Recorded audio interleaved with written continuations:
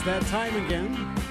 All this week, we here on Wisconsin's Morning News have been announcing our selections for the WTMJ 2025 Standouts of the Year. And the definition of a standout in Wisconsin, according to us, is basically our committee. Someone, people have made a major impact on the state over the past year who have left a mark, right? These are the folks that we basically call the SOTYs. Yes, these are the standouts of the year. So on Wednesday, we recognize Kanya Hendricks-Shue. She's the host of the TV show Betting on Beloit on A&E. And you can see all of our standouts so far. Just text the word standout to the Cited and Limited WTMJ Talk and Text line, 855-616-1620. And you can even find a link to last year's standouts as well, if you're so interested. Brenda Caselius, superintendent of Milwaukee Public Schools, was our choice on Tuesday, and we led off with Brad Smith, president of Microsoft, and a guy who's bringing a lot of this data center conversation and billions of dollars of development to our state. So without further ado, let's get to it. The 2025 Wisconsin's Morning News Standout of the Year is former Packers president and CEO Mark Murphy.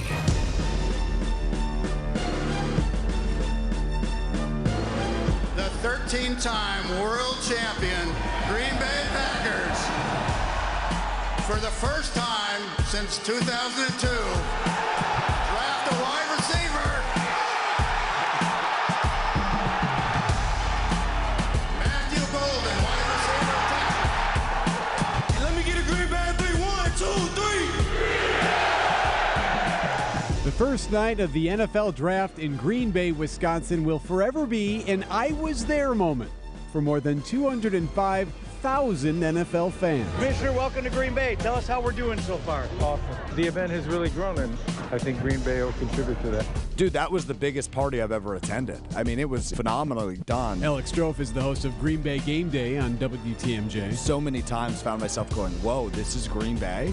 They did this? The idea that Green Bay, Wisconsin, that could host an event like this, man, 10, even 15 years ago, like, no way. That crowning achievement for the now retired Packers president Mark Murphy would bring in more than 600,000 fans in total, plus an economic impact of more than $100 million across the entire state. There were some times where we wondered whether it would ever really come to fruition, but what really helped us was the development of Titletown. The Titletown District, created under Murphy's leadership, brings in 1 million fans a year. It's been tremendous.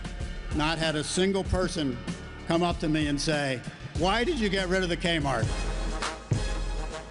Murphy has even worked with Microsoft, creating a Titletown Tech, forever changing little old Green Bay. The other thing that he deserves credit for that I don't think he gets enough credit for is the way he wrapped his arms around both the area of Green Bay but also the fan base. The one thing that I do think sets our fans apart from the other fans is that they have a vested interest in the team and the organization.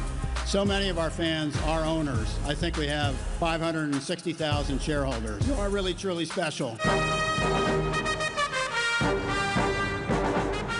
Not only did Murphy celebrate an incredible run with an incredible NFL draft party in 2025, he also became UW Green Bay's first ever executive in residence. He rescued a golf course in Door County. Runs the golf course. He's helping out at UW Green Bay. He's staying in the area where he could do whatever he wants at this point. He's retired. He can move south. He can go live on a beach. But he has chosen not to, which I think is really impressive. And we can officially call Mark Murphy one of us, which is really neat. Well, I tell you, I am just so honored. Most importantly, I want to thank the Packers Hall of Fame. This really is an incredible honor. I'm extremely humbled. Go, Pack, go! So there it is. Former Packers president Mark Murphy is our WTMJ 2025 Standout of the Year. And Mr. Murphy now joins us on Wisconsin's Morning News. Good morning, sir. Morning. How you doing? Well, let us be the first to congratulate you on this very It's a big deal, Mark. Yeah, very distinguished honor as a WTMJ Standout of the Year. I am tremendously honored. Thank you very much. I'm not so sure I deserve it, but I'll take it. Oh, come on. You know, I'm retired now. So. Well, obviously some would argue maybe it's a legacy award, but what happened earlier this year in the spring with the draft, walk us through what that was like. You're on the stage, you're announcing their first pick.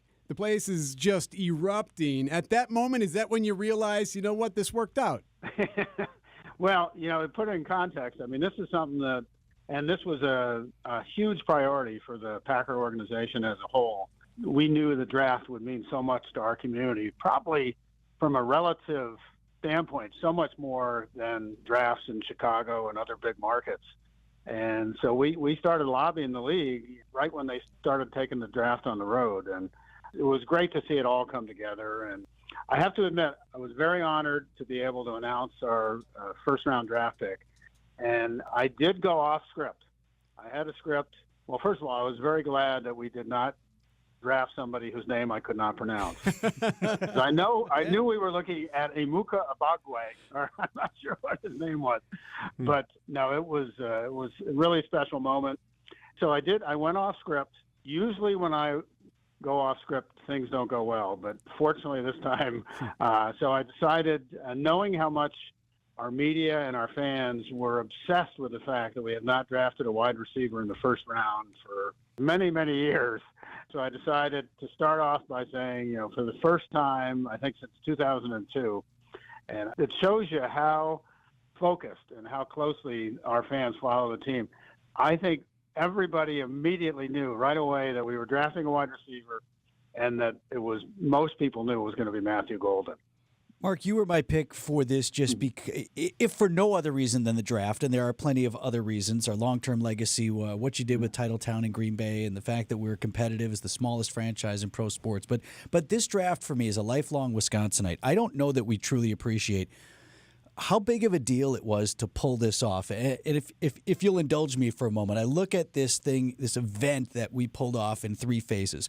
One, the audacity of you and others in Green Bay to think we could even do this. You have to pass that hurdle first. Secondly, then, you got to convince Roger Goodell and the NFL, and you had to stay on him. Well, we're going to do it in Vegas. All right, how about Green Bay? Well, we're going to do it in Kansas City. How about Green Bay? Well, we're going to do it in Detroit. How about Green Bay, Roger? And you got it. And then the third part was pulling it off. I actually think the last part was probably the easiest. No, I think you're right. Yeah. The convincing the league was a challenge. I think the biggest concern was the size of the market, and the draft has become such a huge event. And particularly, I think there was concern about the relatively small number of hotels. But we said, listen, hey, people will travel. Our fans come up from Milwaukee for games all the time. This will be nothing for them. And that's what people ended up staying all over the state and driving in. And it was it's such a great event, and to just see it all come together the way it did, I was just so happy for everybody. So many people in the organization were involved with this effort, and it was just so exciting to see it all come together. Do you hear from Ed Policy often? Does he seek your counsel? Do you ever get a text from him and you're like, oh my gosh, Policy again? Leave me be, I'm out. Yeah, no, Ed and I stay in touch. He's going to do a great job with the organization, and there's an old saying in business, nobody knows your position any better than the person who was in that position before. And Bob Harlan was a tremendous help to me early in my tenure. And even though Ed's been in the organization for a long time, I'm looking forward, and hopefully I'll continue to be helpful to him. Mark, all those years you played in Washington and made the trip on occasion up to Green Bay, in some very lean years for the Green Bay Packers and for the organization. Could you have imagined what Green Bay has become? This storied place to which people want to travel, an organization for which players need for nothing, that is a consistent, sustained winner in the National Football League. No. In fact, early on in my career with the Redskins, my secondary coach was a man named Richie Pettibone.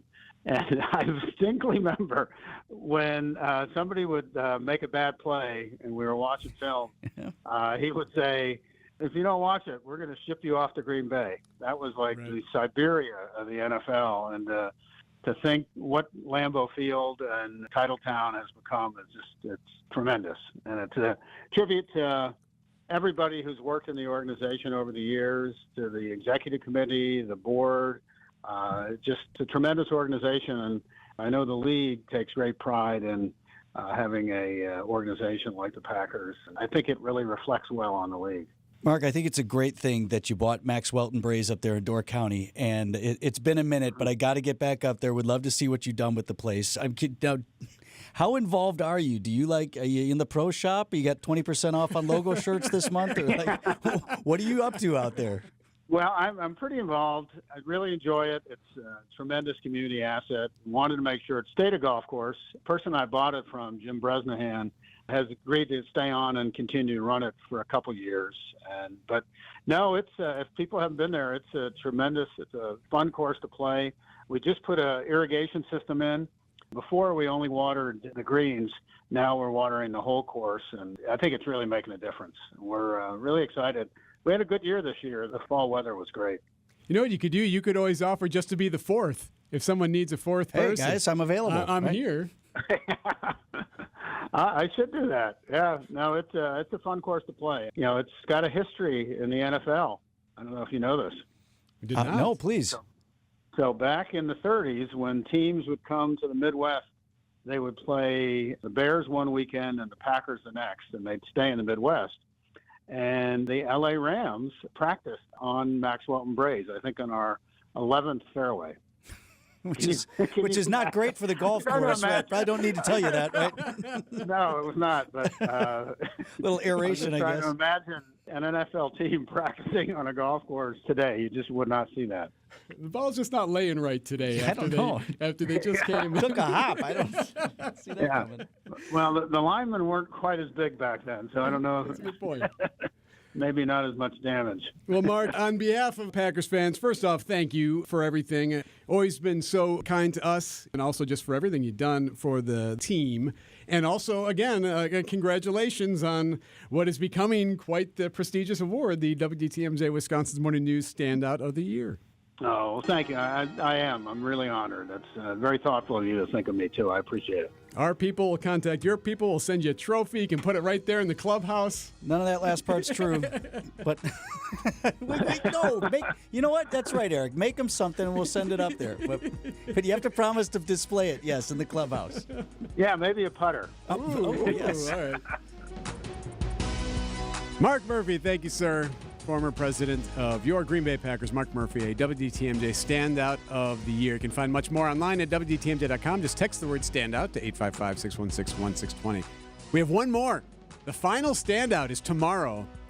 And the final standout brought a lot of joy to a lot of people in 2025, also caused a lot of frustration, and may even cost you some money.